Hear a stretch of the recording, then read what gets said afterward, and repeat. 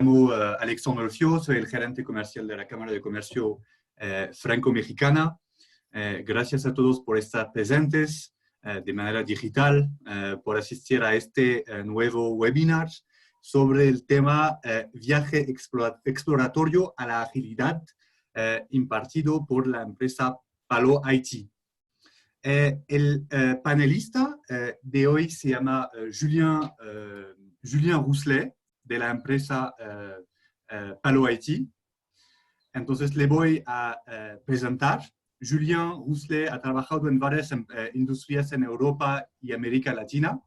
Es fundador de la French Tech en México y miembro del Consejo Directivo de la Cámara de Comercio Franco-Mexicana. Cuenta con un diplomado de la Universidad Paris 9 Dauphine, un máster de la Escuela Superior de Comercio de Lyon. Desde unos años se volvió un Agile Believer. Tiene una trayectoria de más de 15 años dirigiendo áreas de innovación en México y Brasil en multinacionales como Alcatel y Thales. Apasionado por la tecnología y su impacto en la sociedad, Julien se unió a Palo IT en el 2015, donde ha acompañado a empresas reconocidas en su camino a la transformación digital. Voy a dejar a Julien hacer la presentación. Solo quisiera también agradecer a la Cámara de Comercio Franco-Colombiana para participar en este webinar.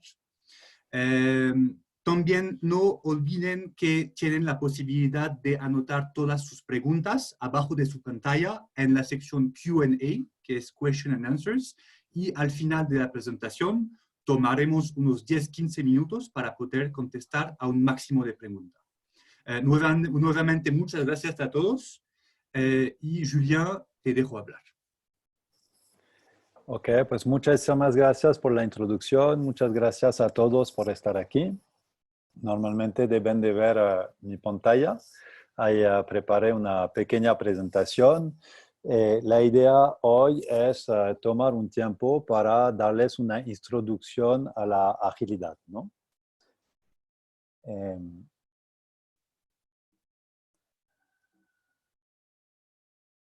Entonces, solo, bueno, ya me presentó Alex, muy bien, muchas gracias. Yo solo quería explicar un poco mi camino. He trabajado como 15 años en grandes empresas, trabajando proyectos grandes y he vivido la dificultad de implementar estos proyectos donde básicamente se toma mucho tiempo para posicionar su tecnología en los clientes, mucho tiempo para negociar un contrato, especialmente en contratos grandes. Y cuando uno arranca el proyecto, después de un año, a veces tiene casi un año de retraso, porque la forma tradicional de trabajar es de trabajar sobre especificaciones y es muy difícil realmente de especificar bien, ¿no? A raíz de eso empecé a leer y a aprender sobre la agilidad, me interesó muchísimo y por eso decidí asociarme con Palo IT para llevar eso en América Latina, ¿no? Como pueden escuchar, soy francés. Vivo en México hace más de 10 años. Tengo dos niñitos que nacieron aquí. Y como Agile Believer me interesa promover esto de la agilidad. No soy un coach Agile que enseña a las organizaciones a ser Agile, pero creo muchísimo en las bondades de la agilidad y me interesa promoverlo. Les propongo un pequeño icebreaker. Si pueden ir en su browser en menti.com con este código y escribir unas palabras sobre lo que evoca para ustedes la agilidad. Y ahí la herramienta va a ser algo interesante. Entonces, les dejo hacer eso. Yo me voy a conectar a Menti.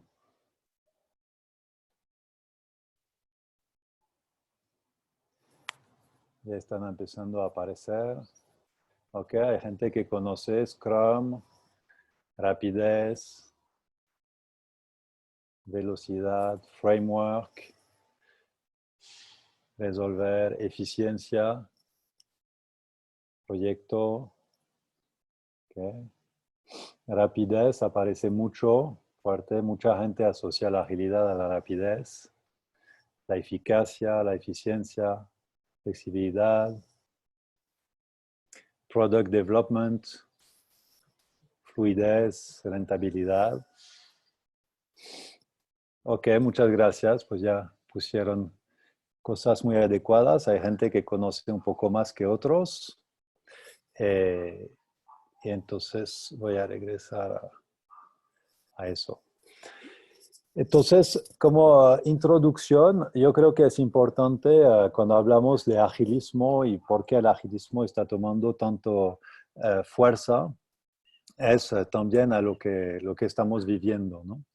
Ben Horowitz es uno de los gurús, ¿no?, de Silicon Valley, tiene un venture capital y define las empresas en dos estados. Un estado es el tiempo de paz, es lo que hemos vivido en los 70s, 80s, donde una empresa tiene una gran ventaja frente a la competencia y tiene tiempo para comprar otras empresas, para reforzar sus fortalezas, ganar market share e implementar su estrategia. Ahora, ¿qué está pasando en el mundo? Es el tema del cambio exponencial, ¿no? Si uno toma 30 pasos lineales, hace 30 metros. Si toma 30 pasos exponenciales, hace 25 veces el giro de la Tierra, ¿no? Entonces, 2 pasos ya son 4 metros, etcétera, ¿no? Eso es el tema de la exponencialidad. ¿Y por qué estamos viviendo eso? Principalmente por un tema de las tecnologías, ¿no?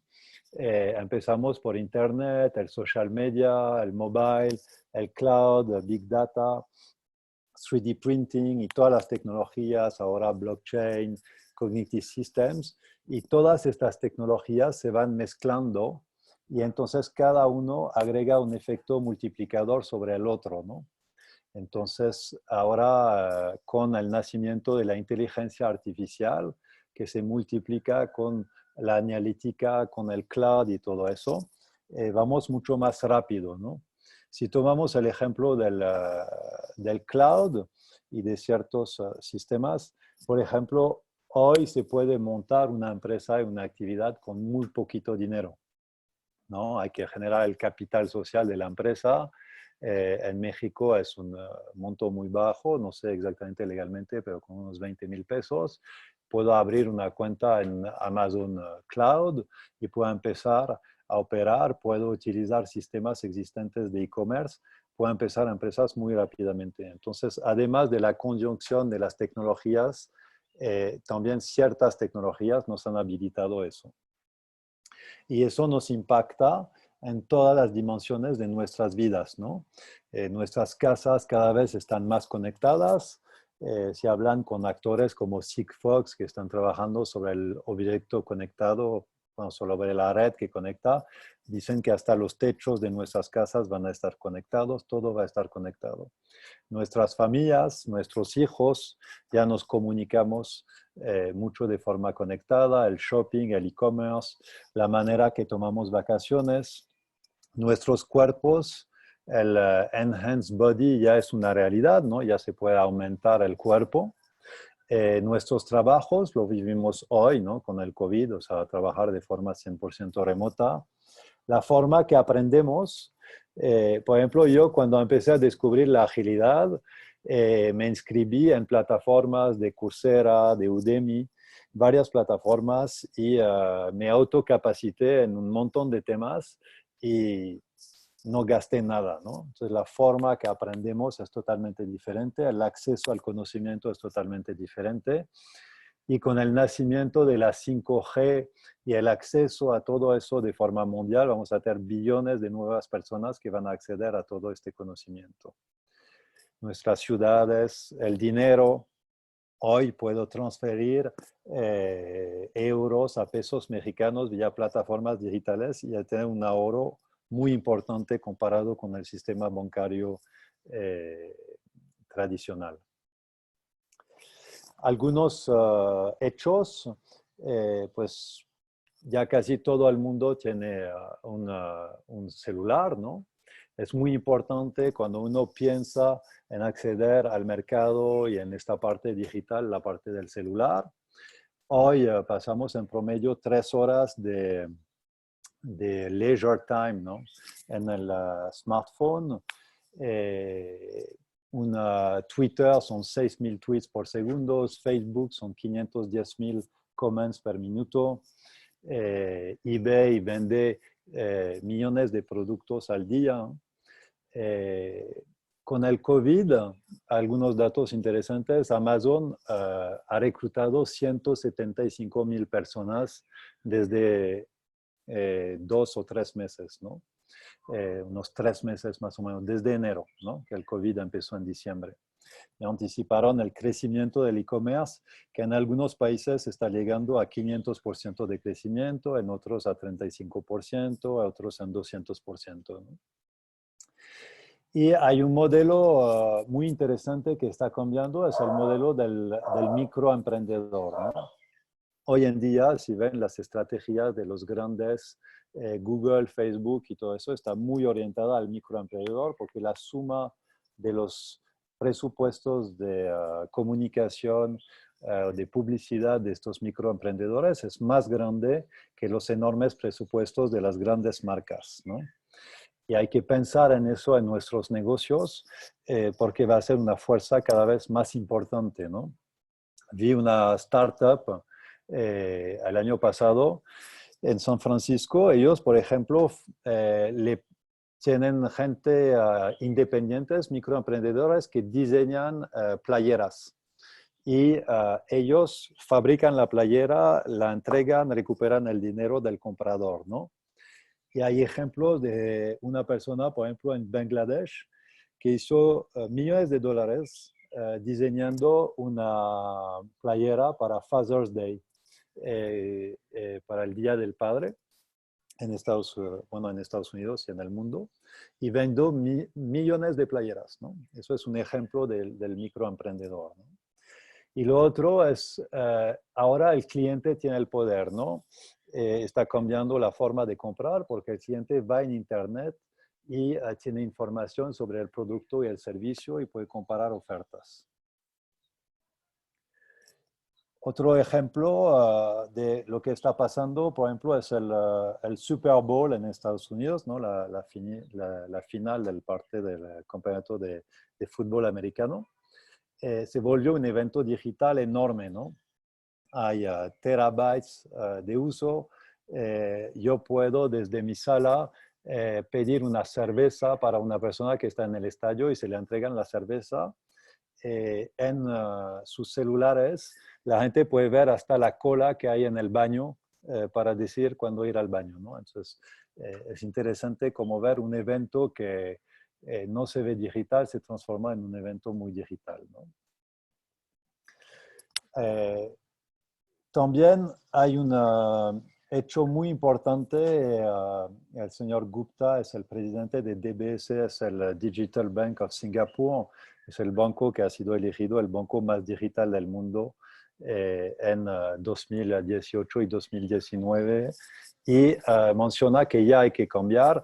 Eso es el número de unicorns por año, ¿no? Entonces ven un crecimiento desde 2014 muy fuerte el número de empresas que generan una valorización de más de $1 billón, ¿no? Entonces, Ben Horowitz dice ahora es tiempo de guerra. ¿Por qué pongo este mensaje? Porque ya no es un tema de si lo hago o no lo hago, es un tema de sobrevivencia, ¿no? Las amenazas llegan a la realidad mucho más rápido que antes, las cosas cambian mucho más rápido. Y por eso nos tenemos que hacer esta transformación digital y cambiar la forma que trabajamos, ¿no? Las 3 grandes etapas estratégicas, yo creo, son principios de los años 2000, pues el search, ¿no? En Google, ¿no? Hubo otras herramientas de search antes, pero hoy es el líder. En 2010 el storage, ¿no? El cloud, que como comentaba permite arrancar operaciones a un costo muy bajo.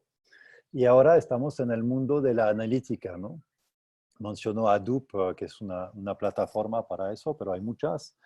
Y los grandes actores y los grandes líderes, su gran fuerza es que analizan todo, ¿no? Sobre el consumidor, sobre las interacciones, hacen muchísima analítica. Hay gente que está en contra, pero la realidad es que esta analítica, hoy tenemos la capacidad de analizar mucho más información que el cerebro humano gracias a estas tecnologías, ¿no? Entonces, ¿cuál es la solución? Pues hay muchas empresas que necesitan desarrollar tecnología, ¿no?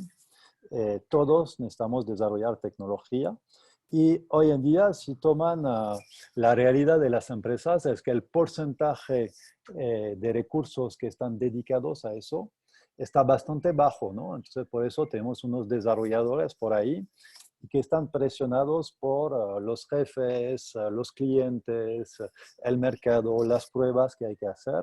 Y con una inversión pequeña pensamos cambiar eso. Y hay que organizar eso porque la realidad también es que no hay una fuerza laboral suficiente para desarrollar. Entonces, no es solo el tema de cuánto le invierto, pero si tomamos a nivel mundial y global, hay pocos desarrolladores comparado con la necesidad, ¿no? Todas las empresas como Palo IT nos estamos peleando cada día para reclutar estos talentos. Y entonces, al principio de los años 2000, en 2001 exactamente, hay unos gurús, 12, 13 gurús, yo creo, de Silicon Valley que se juntaron un fin de semana y dijeron, básicamente, no podemos seguir trabajando así, ¿no? Esta forma tradicional y fue muy orientado a software, ¿no? De esta forma tradicional de escribir especificaciones, después tener gente que desarrolla, después este software pasarlo a un proceso de QA, después entrar en producción para después darse cuenta que no es lo que necesitaba y volverlo a hacer. Eran ciclos muy largos y que las empresas no podían aguantar de esta forma.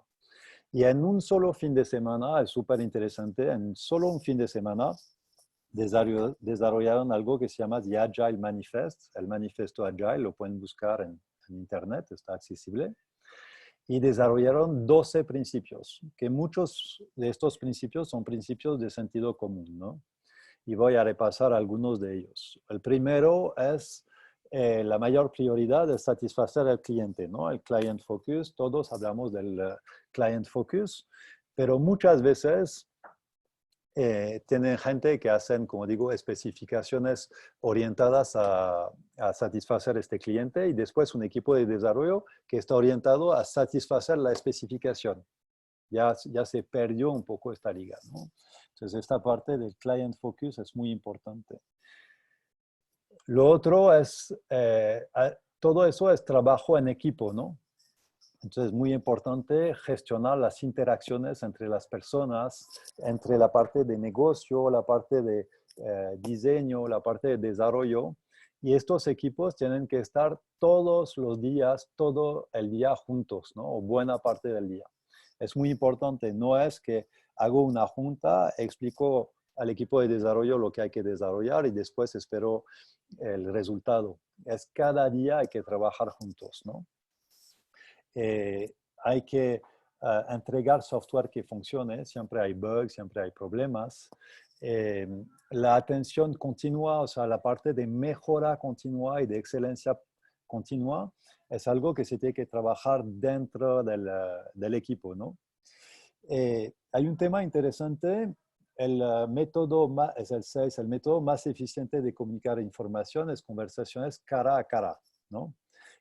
Ahorita pues, estamos trabajando todos en remoto, es difícil tener juntas, pero yo creo que el cara a cara no es solo de estar físicamente juntos, pero el email, los chats y todo eso son buenísimos para transmitir información, pero realmente cuando hay una dificultad, se tiene que juntar la gente y tomar el tiempo para hacer estas juntas, ¿no? Uno de los principios muy grandes de la agilidad es la parte incremental, ¿no? Entonces es de entregar pequeños pedazos de la solución que sean funcionales, ¿no? Entonces, eso es un tema muy importante que hay que tomar en cuenta. Entonces, no voy a repasar cada uno de los principios porque nos tomaría mucho tiempo, pero en un slide siguiente intenté reducir un poco eso, ¿no? Y entonces en vez de enfocarse en procesos y herramientas, es enfocarse en individuos y sus interacciones, ¿no? Por ejemplo, cuando empezamos un proyecto Agile, hacemos primero una inception y yo mismo uso muchas veces, vale la pena tomar el tiempo que cada miembro del equipo se presente, pero de forma personal, ¿no? ¿Quién soy? ¿Qué me gusta hacer? ¿Qué tipo de persona soy? ¿No? Y eso permite generar interacciones mucho más fructuosas que ponerse sobre en los hard skills de proyecto, ¿no? Lo otro es software funcionando en vez de documentación extensiva, ¿no? Muchas veces en proyectos buscamos hacer documentación. Documentación es una herramienta de protección y es mucho más interesante que el equipo esté enfocado en entregar algo que funcione que hacer muchísima documentación, ¿no? Colaboración con el cliente en vez de negociación contractual, ¿no? La forma tradicional siempre es el contract management, ¿no? Especialmente en proyectos tecnológicos. Y la verdad, muchas veces se va a tomar una posición de antemano para anticipar la negociación, ¿no? Entonces hay una posición de bloqueo para poder liberar en base a una negociación. Pero colaborando con el cliente podemos lograr mucho más, ¿no? Y la otra es la apertura al cambio, en vez de seguir un plan, ¿no? Estamos muy armados, o sea, condicionados para tener planes y planes y planes, ¿no? La otra es decir, pues hay un cambio, es de amar el cambio y estar muy abierto al cambio, ¿no? Ahí quería, entonces, pues todos tenemos que innovar, todo el mundo habla de innovación permanente. La innovación hoy es desde automatizar un proceso hasta generar un producto totalmente nuevo, ¿no? Si hablamos en las redes sociales de forma general, aunque uno podría decir que la innovación realmente es inventar algo totalmente nuevo, eso es el 2-3% de todo lo que llamamos innovación tecnológica de forma amplia, ¿no? Hay un tema muy importante cuando uno empieza a realizar, lo que más cuesta es el hacer de nuevo, ¿no? Entonces, intentar ser lo más asertivo posible, lo más temprano posible, es un esfuerzo muy valioso y que aporta mucho valor en cualquier proceso de implementación, ¿no? Entonces, en este marco hay una primera parte que es toda la parte de prototipado, ¿no? El prototipado permite pues de hacer como un proof of concept, como pues probar, ¿no? Con algo lo más cercano a la realidad, ¿no? Gente, por ejemplo, en Apple, cuando empezaron a trabajar el iPad, estaban con cartones, con post-its para prototipar la navegación, ¿no? Antes de llegarse al producto. Entonces, todo eso viene de herramientas como el design thinking, ¿no? Que viene de los años 70 de Stanford, ¿no? No fue inventado recientemente, pero en nuestro mundo cambiando está tomando mucho peso, que es incluir al usuario desde el principio, en vez de tener juntas nosotros como empresa pensando en nuestro cliente y en lo que quiere y lo que va a hacer, es incluir al cliente en esta discusión de forma muy temprana, ¿no? Y bueno, después hay un proceso que es alinear los objetivos, toda la parte de research, hacer empatización con el usuario, empatía con el usuario, perdón, y de ahí definir realmente cuál es el cuadro en el cual vamos a trabajar para después idear y después definir hipótesis, prototipar y probar. Hacer prototipos muy rápidamente y probar con el usuario es muy importante. Entonces, empezar por el usuario y probar con el usuario y tener siempre el usuario en mente, ¿no? De ahí vamos a lo que llamamos un producto mínimo viable, Minimum Viable Product, MVP. Eso viene de una metodología que se llama Lean Startup. Hay un libro de Eric Ries que les aconsejo mucho, se llama Lean Startup, que es muy bueno. Lo que vamos es hacer un preproducto que es muy difícil porque es la interacción entre la funcionalidad más interesante y el mercado. Entonces, eso es un trabajo muy difícil porque realmente cuando pensamos en un producto, un nuevo servicio, como gente de marketing o comercial como yo, nuestra tendencia es ponerle mucha funcionalidad para ser mejor que los demás, ¿no? Pero realmente es mucho más interesante intentar probar una funcionalidad o dos funcionalidades para probar rápidamente. Porque el tema es que todo el tiempo que inviertes en cosas, te puedes equivocar todavía, aunque hayas hecho un prototipo, todavía no tienes un producto funcional que puedes poner en mano de un usuario y tal vez te puedes equivocar en 9 de las 10 funcionalidades que le pones a tu producto o tu servicio. Entonces, poner en mano un minimum viable product que es más rápido de hacer y tener la libertad para equivocarse, eso quiere decir que tengo que gastar menos en hacer eso, porque si gasto mucho no me puedo equivocar, ¿no? Entonces, eso es un poco al principio. Y una vez que tengo este producto, esta funcionalidad en manos de usuarios y que funciona, empiezo a escalar, ¿no? Y a agregar más funcionalidades y hacer el producto o el servicio más robusto, ¿no? Entonces, esto es la etapa de Product Development. Un ejemplo un poco, un flow, ¿no? Un flujo un poco típico para este tipo de cosas es la primera parte donde hago empatía. Entonces, voy a hablar con usuarios y voy a sacar insights de usuarios que me van a poder generar hipótesis, ¿no?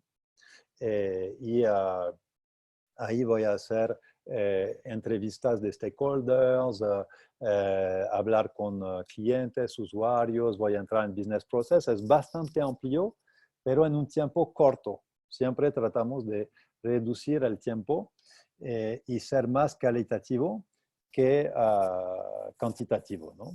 De ahí sacamos percepciones, sacamos oportunidades y tenemos workshops de ideation para llegar a un prototipo, ¿no?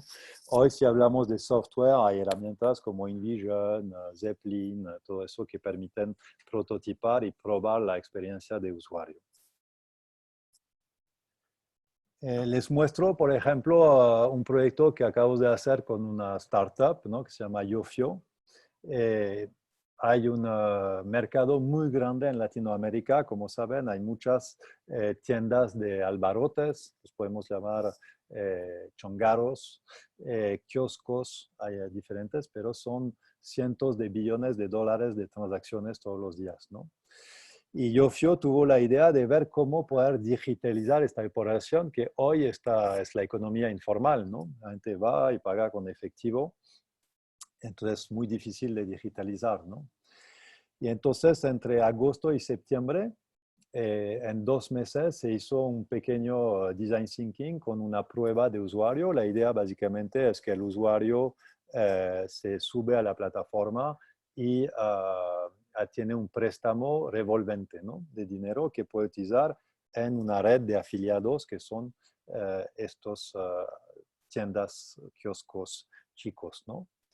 Y entre octubre y diciembre se hizo un primer MVP que no fue enfocado a los temas de seguridad y todo eso, fue enfocado meramente al usuario, cómo le doy una app donde puede tener su crédito y con esta app puede comprar en una tienda, 2 tiendas afiliadas, yo creo que eran 2 al principio, y cómo puede reembolsar su crédito en estas tiendas, ¿no? Entonces, en 3 meses se hizo este producto mínimo viable muy corto con un equipo muy chico de 4 personas. Y ya en enero empezaron a tener 10 tiendas, más usuarios y ya atacamos los temas de analítica, de machine learning, de seguridad y estamos escalando el producto, ¿no? Entonces, como ven, entre la idea inicial que fue en junio más o menos y la llegada al mercado de un producto totalmente nuevo, pasaron menos de 5 meses, ¿no? Una de las grandes metodologías de la agilidad se llama el Scrum, ¿no? Entonces, el Scrum es una metodología utilizada principalmente en el mundo de software hoy, pero en la gestión de proyectos también. Y tiene varias etapas que les voy a explicar un poco ahí. No voy a entrar en mucho detalle, pero solo para que se puedan llevar. Hay un tema muy importante que ya comenté rápidamente, pero que es el Inception. Si todos los miembros de un equipo están muy conscientes de la visión del producto, del servicio, del proyecto, a dónde va, de su objetivo, van a ser mucho mejores. Y si también han pasado tiempo en conocerse entre cada uno, también van a ser mucho mejores. Entonces, eso es la pre-inception y el inception, ¿no? La pre-inception es que se conozca el equipo, que se conozca el objetivo del proyecto, y el inception es entrar en lo que se llama el product backlog, ¿no?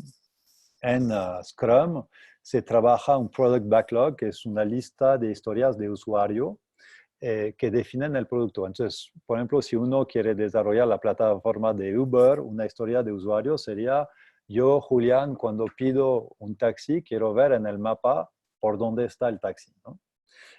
Y así una lista de historias de usuario, eso es un product backlog, ¿no? De forma simple.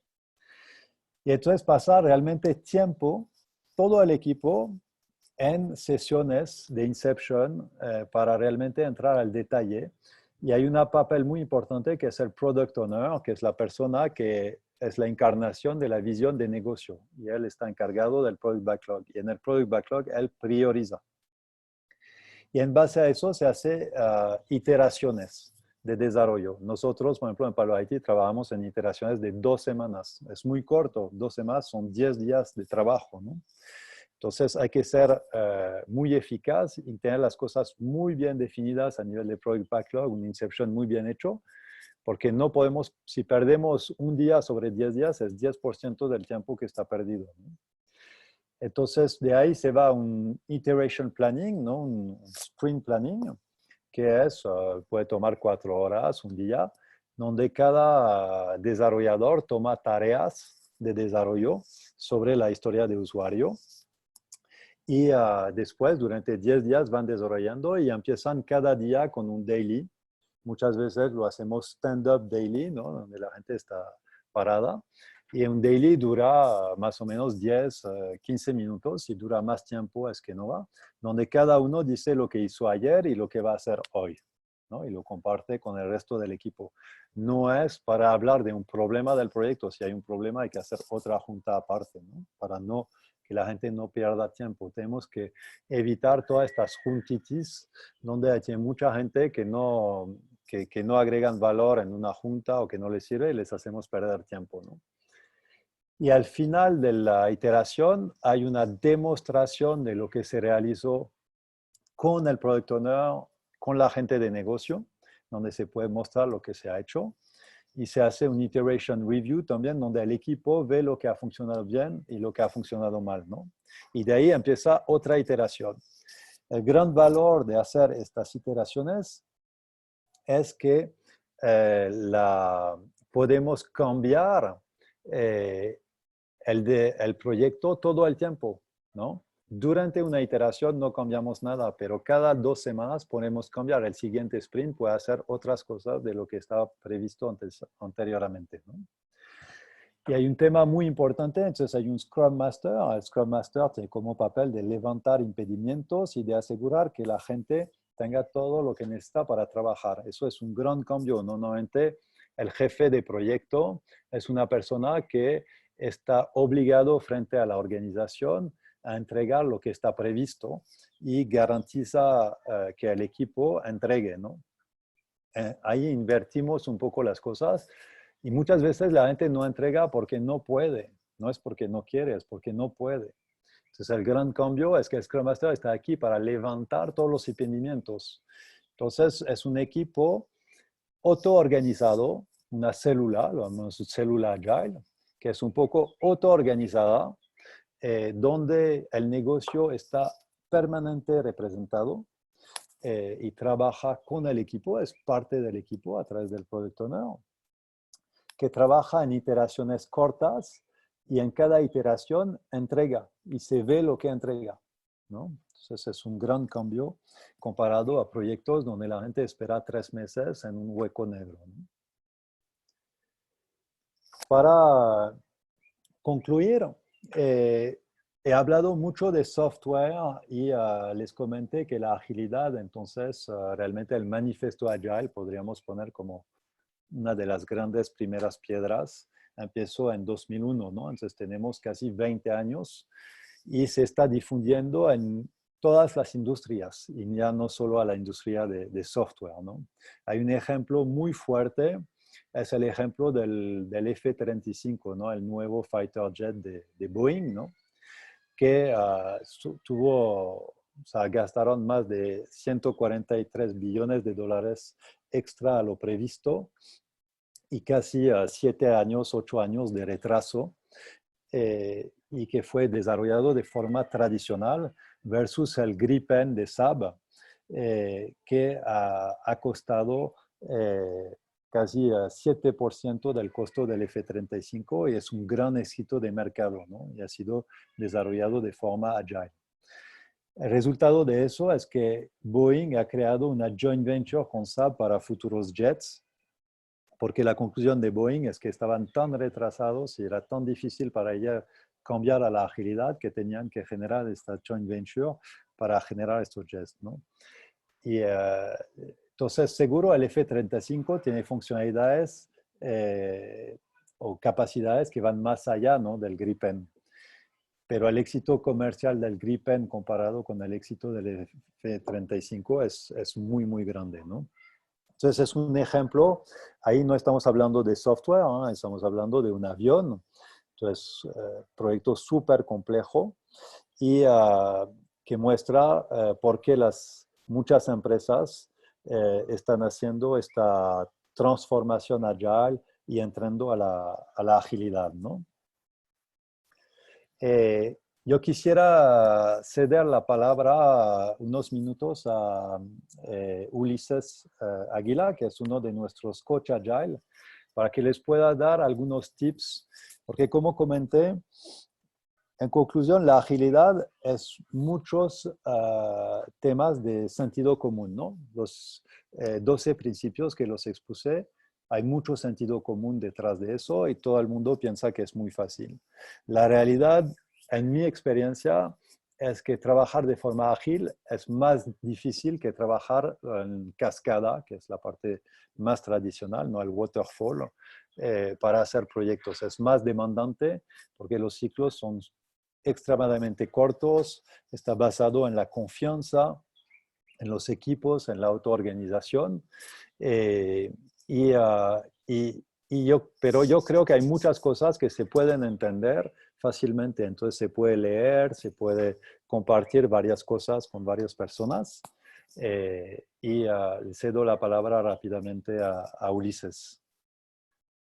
Sí, sí, gracias, Julián. Nada más para concluir, bueno, aquí algunos libros por quien quiera empezar a entender un poco más con el tema de agilidad, además de las recomendaciones de Eric Ries que habla sobre el prototipado. Si alguien, por ejemplo, quiere saber qué es lo que está sucediendo a nivel empresarial, le recomiendo un libro que se llama The Age of Agile, de un señor llamado Steve Denning. Él habla de 3 leyes básicamente que están muy alineadas con lo que ya nos comentó Julián, y es primero la ley del equipo pequeño. Necesitamos trabajar de forma multidisciplinaria. Necesitamos trabajar con un enfoque en atacar la complejidad de tal forma que busquemos atacar pedacito a pedacito, ¿no? Porque la complejidad se ataca por pequeños pedacitos y esto es la ley del equipo pequeño. La otra es la ley del cliente. Eso es algo súper trascendental. Muchas empresas siguen aún creando productos no basados en el usuario, ¿no? Sino basados en lo que ellos creen, ¿no? Incluso los propios managers son quienes están muchas veces dictando lo que es el producto. Y por último, la ley de redes, ¿no? Estamos empezando esta ley de redes y quien habrá escuchado el término como ecosistemas, ¿no? Es un término súper de moda y que llegó para quedarse, ¿no? Esa colaboración donde entre empresas crean productos y crean redes es parte también de lo que se llama Agile. Aquí hay ese libro se llama Age of Agile. Steve Denning es un columnista, creo que uno de los, creo que es New York Times, creo que es, pero es un buen libro desde la perspectiva de manager. Si alguien, por ejemplo, también quiere saber acerca de cómo funciona Scrum, un poquito más allá, hablamos un poco del tema de interacciones, ¿no? Y el tema de interacciones, hay cosas que no dice el manifiesto, ¿no? Y hay un tema de cómo hacer que la gente colabore, cómo hacer que la gente cree confianza. Y aquí entra un tema del término de coaching, ¿no? Y aquí es este otro libro que también puedo recomendar. Hay otro libro que se llama The Phoenix Project también, que habla acerca, es una novela que habla acerca de cómo la empresa puede alinearse entre seguridad, operaciones y el propio DevOps, ¿no? Y también es súper interesante cómo esta novela describe pues un caso en una organización donde tenemos pues esta problemática que solemos tener. Y por último, hay otro de un señor que se llama, bueno, de una empresa que se llama Strategizer, que es un poco también lo que nos comentaba de Design Thinking, ¿no? Es un handbook que habla acerca de cómo crear hipótesis, cómo probar con usuarios de una forma rápida. Y eso creo que podría ser un buen inicio, ¿no? Muchas veces me preguntan, oye, por un curso de 2 días podemos ya ser ágiles, sí, ¿no? O sea, podemos empezar con primeros libros, pero bueno, eso es algo que nunca acaba, ¿no? O sea, hay que ir leyendo y leyendo y leyendo libros y esto pues tiene varias cosas. Pero esto creo que podría ser un muy buen inicio.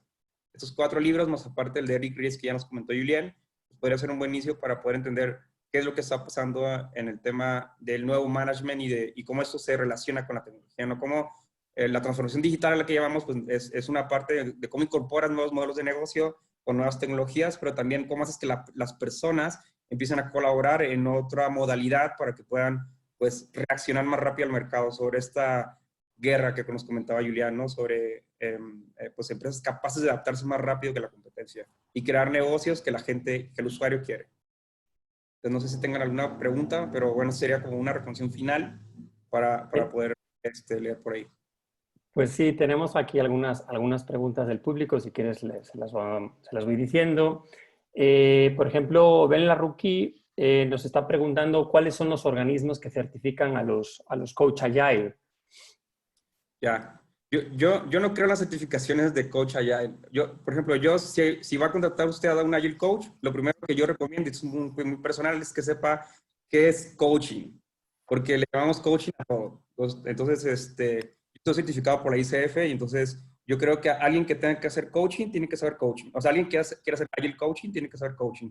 De hecho, Lisa Atkins, quien escribió este libro de coaching, era una persona que trabajaba en el PMI por muchos años. De hecho, creo que no sé si fue presidente del PMI y luego ella decidió hacer coaching y ella fue lo que hizo ese cambio, ¿no? De cómo un project manager se puede convertir en un Agile Coach. Pero parte del camino para convertirse en Agile Coach, y ese fue el camino de Lisa Atkins, fue pues cómo convertirte en un coach. Y luego hay otras cosas que también comenta en el framework Lisa Atkins, en Coaching Agile Teams, es cómo entrenar a las personas, porque esto no es una tarea muy simple, ¿no? Muchas veces, ahorita buscamos el LinkedIn y todo el mundo es Agile Coach, todo el mundo ahora se convierte a partir de Project Manager a Agile Coach, y es un camino que hay que tomar, pero hay que tomar pues ciertas técnicas, ciertas competencias que no son fáciles, ¿no? Y, o sea, estar hablando nada más todo el tiempo, hacer que la gente aprenda, pues tiene que ver, básicamente habla de 3 partes, ¿no? Cómo hacer coaching, que es una forma en cómo aprenden, y es coaching personal o de equipos. Cómo hacer entrenamiento basado en cómo aprenden su cerebro, y por otro es cómo hacer mentoring, y esto está basado en qué experiencia tú tienes haciendo lo que ya has hecho en otro momento, ¿no? Por decirlo de alguna forma. Mira, también tenemos otras preguntas aquí un poco más específicas. Por ejemplo, Pierre nos está preguntando que antes de la pre-inception, ¿cómo haces para juntar desde inicio los miembros del equipo con todos los conocimientos necesarios? Y si aplicamos esta metodología Agile, ¿cómo evalúas el desempeño de los miembros en comparación con una gestión tradicional? Ok, bueno, aquí hay una parte que Julián comentó, que es el tema de autoorganización, y igual no es un tema como para comentarlo muy a detalle, pero hablamos de cómo buscamos darle la responsabilidad del equipo sin pensar que nos la estamos jugando, ¿no? Y esto cómo funciona a través de un pre-inception. Este pre-inception lo que busca es validar esos roles, ver que realmente tienes competencias. Muchas empresas lo que hacen es, te voy a nombrar ahora Scrum Master y Product Owner por el Espíritu Santo, y entonces ya eres un Product Owner, pero no validamos esas competencias, ¿no? Y muchas veces este equipo no sabe colaborar. O sea, podemos tener dailies, podemos tener plannings, pero la gente no sabe cómo trabajar en conjunto. Y mucho de los desarrolladores muchas veces pues, quieren trabajar más desde su escritorio, de forma muy individual, y no quieren tener problemas, ¿no? Simplemente dime qué hacer y yo lo hago, pero no quieren estar colaborando. Ese cambio de mentalidad de colaborar con negocio, de incluso buscar entender al usuario, de colaborar con la parte de diseño, pues es todo un arte, ¿no? Requiere pues de muchas habilidades suaves y es parte del Prinception, ¿no? Validar estos roles, validar que esas personas tienen esta capacidad de trabajar juntos y luego crear, en base a estas hipótesis que descubrimos, pues crear un MVP y lo importante es poder tener esta empresa de management de ciclos.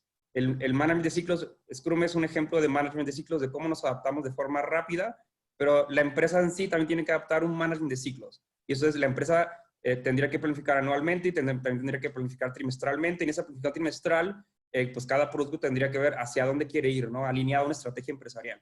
Entonces, la idea es que cuando hacemos el Inception, el Product Owner presenta su hipótesis, presenta su investigación y entonces une a todas las personas interesadas, todos los stakeholders que están interesados, este roadmap. Y luego, ya que se acuerda este roadmap, se alinea la estrategia, entonces confiamos la operación, confiamos la ejecución al equipo, porque bueno, el equipo nos va a estar entregando cada 2 semanas, o cada 3 semanas, o cada 4 semanas, pues un pequeño entregable. Y ese pequeño entregable seguramente estará alineado a eso que se propuso trimestralmente, por ejemplo. Mira, Natalia también nos está preguntando que además de la estructuración de los equipos y los procesos ágiles, ¿cómo aconsejas tú trabajar en el cambio de mentalidad? El cambio de mentalidad más grande que yo he vivido es el multitasking. Hay estudios del MIT, estudios que nosotros no somos multitasking, nosotros hacemos switcheo rápido de tareas. Entonces, en algo que es tan complejo como crear un producto, todavía tenemos la idea de que un product owner puede trabajar con 4 proyectos, los desarrolladores los podemos asignar a 4 proyectos, pero está comprobado, es ciencia. No estamos hablando de fanatismo, es ciencia en que un equipo enfocado es más rápido que un equipo que trabajando en 3 o 4 proyectos. Entonces, sí, eso es como el cambio de mentalidad más fuerte es ese. Otro cambio de mentalidad es que no se confíe la ejecución del equipo, ¿no? ¿Y por qué no se confía muchas veces la ejecución del equipo? Porque no hay una alineación de negocio. Entonces, cuando hay una alineación de negocio, pues los managers están diciendo, no, ahora quiero esto, no, ahora quiero lo otro, ahora vamos a cambiar esto, ahora Product Owner te va a cambiar aquí, te va a poner acá, ahora desarrollador va a hacer esto y va a hacer el otro, ahora desarrollador te va a poner 3, 4 proyectos. Y como ya están haciendo Agile, Scrum y Dailies, ya todo va a funcionar de la maravilla. Y esto no es cierto. Y también hay mucha confusión en algunos roles, ¿no? Pues muchas veces le damos al Product Owner el rol, pero realmente no es quien decide realmente esa investigación al usuario. Entonces eso también es un problema porque estamos creando como una especie de monstruo, ¿no? En el que buscamos que un equipo sea capaz de responder algo muy complejo de forma pequeña, pero le decimos, bueno, pues es lo que hay, es como vamos a trabajar. Y entonces, al final, es un fuerte cambio de paradigma. Es muy difícil cambiar ese paradigma, pero detrás de esto hay ciencia. O sea, no es algo que, es que ya no le hemos sacado la manga, ¿no? El multitasking no funciona, sobre todo cuando son tareas muy complejas, ¿no? O sea, no me imagino, por ejemplo, un equipo Scrum o varios equipos Scrum trabajando en un avión y trabajando en 2 o 4 proyectos distintos, ¿no? Para intentar hacer que esas personas trabajen a su 100%, por ejemplo. Mira, Ulises, Jenny también nos pregunta que cómo le explicaríamos a los líderes de proyectos que un daily no es en sí para realizar un seguimiento del proyecto. ¿Cómo explicarías un poquito más en profundidad la figura, el artefacto, claro, digamos, del daily meeting? Eso es parte del paradigma. Seguimos utilizando las dailies para el micromanagement y al final, ¿por qué? Es porque muchas veces no alineamos con el equipo, no hacemos esas planificaciones trimestrales. O sea, lo mejor es hagan esa planificación trimestral y dejen que el equipo se autoorganice y intenten buscar la forma en cómo participar en los reviews, que es donde el equipo tiene que tener ese continuous delivery, continuous integration, continuous deployment de lo que está haciendo un producto. Y entonces ahí es donde tú vas a ver la forma de medirlo. Puedes medir cuántas horas está trabajando una persona, pero lo más importante y lo que más se valora es un producto funcional. Esa es la forma de medir el trabajo, el desempeño de un equipo. Entonces una daily es para el equipo, no es para nadie más. O sea, la daily funciona como una planificación táctica del día. ¿Qué es lo que yo voy a hacer hoy con el objetivo de qué? De que el equipo tenga la finalización del sprint, ¿no? El sprint al final de cuentas es que nosotros en ese cambio de paradigma, nosotros lo que hacemos es pensamos en base a fechas límites. Cuando nos ponen fechas límites, entonces es cuando trabajamos. Si nos ponen 4 meses de fecha límite, entonces lo hacemos hasta el 4.º mes. Si nos ponen un límite pequeñito, entonces le decimos, tenemos que entregar antes del final del sprint. Entonces el equipo se tiene que comprometer a ese sprint que está asociado a una planificación trimestral. Entonces, si manager está buscar qué está haciendo en daily, es que no ha hecho la planificación trimestral y es que el equipo seguramente no tiene un objetivo pequeñito al final del sprint y seguramente este equipo tampoco está desplegando ese incremental de producto. Ok, perfecto. Mira, hay otra pregunta más por aquí que no nos da tiempo para unas cuantas más. Juan Betancourt nos pregunta cómo iniciar un camino agile dentro de una empresa que se dedica a los servicios, es decir, que da apoyo a otras empresas. ¿Y cuánto crees que tomaría pues esa transformación dentro de la compañía? Sí, la complejidad, el cambio en la complejidad se hace a través de mucha experimentación. No puedes cambiar algo complejo a través de hacer un plan. Entonces, lo mejor es empezar con algo pequeñito. Yo lo recomiendo, empiece con un prototipo, empiece con un equipo, busque que la compañía ponga como los huevos en la canasta en ese experimento y haga que funcione.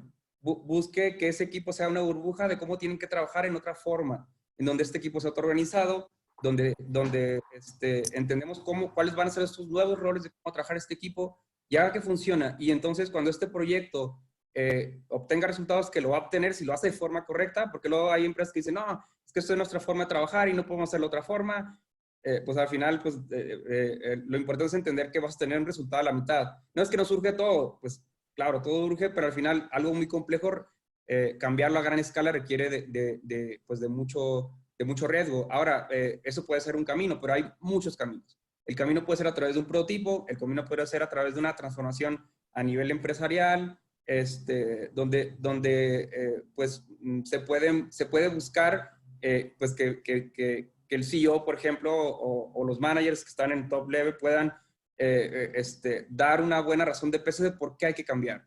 Cuando hay ese permiso de por qué hay que cambiar, las personas se abren. Muchas veces las personas no se abren a ese cambio por el miedo que existe en el management, ¿no? Entonces esa creatividad se queda ahí y entonces manager sigue queriendo buscar el control. Y al final eso es lo que ocasiona es que las personas pues no tengan engagement en la organización. Y es un desperdicio total de talento, de creatividad, que pudiera utilizarse para crear nuevos productos, para crear nuevas iniciativas, etcétera, etcétera. Y ya para terminar, así una última pregunta, Alejandra nos pregunta cómo evitar pasar de una excesiva documentación y dedicar mucho tiempo a la documentación a pasar al extremo contrario, es decir, nada de documentación o muy mediocre. ¿Cómo encontrar un punto intermedio adecuado?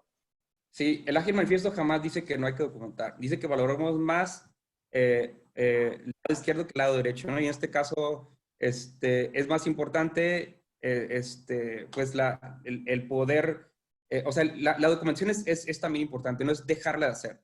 Es simplemente cambiar un poco la mentalidad de que la documentación es lo que nos va a salvar. Y muchas veces lo que usamos con documentación es, yo ya te envié el correo, ¿no? Yo ya te puse ahí un documento, pero la realidad es que ¿quién ha visto una documentación desde hace más de un año al menos, donde tengamos una documentación de un proyecto y nos sirva para verlo? Nadie lo ve. Esa es la realidad. Y es parte de aceptar pues esa condición humana, ¿no? El cambio de ágil es cambiar cómo percibimos las cosas. Entonces, la documentación es muy necesaria, es trascendental, pero no es lo más importante. Pues Okay. muchas gracias, Ulises. Ya son las 11. Yo creo que aquí ya terminamos, Julián. Sí, yo solo quería concluir diciendo eso es un cambio de mindset, ¿no? Lo más importante es cambiar el mindset. En el chat les puse el correo de Ulises, también le pueden mandar y hacer un call con él y todo eso. Yo para finalizar me interesaba si se pueden conectar a Menti otra vez. Aquí hay un código que les aparece. Me interesa que pongan un poco pues, sus takeaways, con qué salen un poco de este webinar. Pues hagamos este ejercicio, toma un minuto, les dejo responder.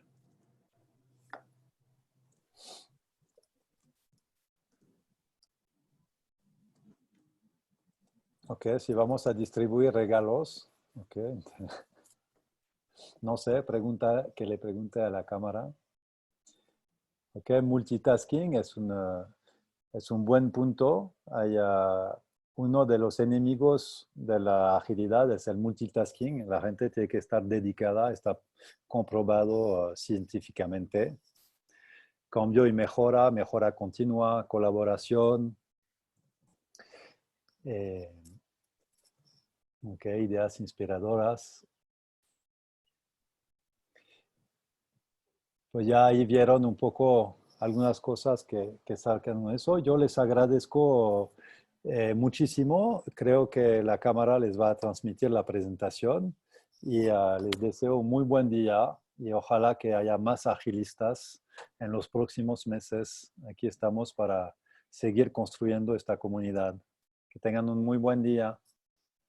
Julien, muchas gracias a ti por esta presentación muy interesante y muy clara. Gracias igualmente a todo el equipo de Palo IT, a Alejandro, Ulises y Lola por su participación.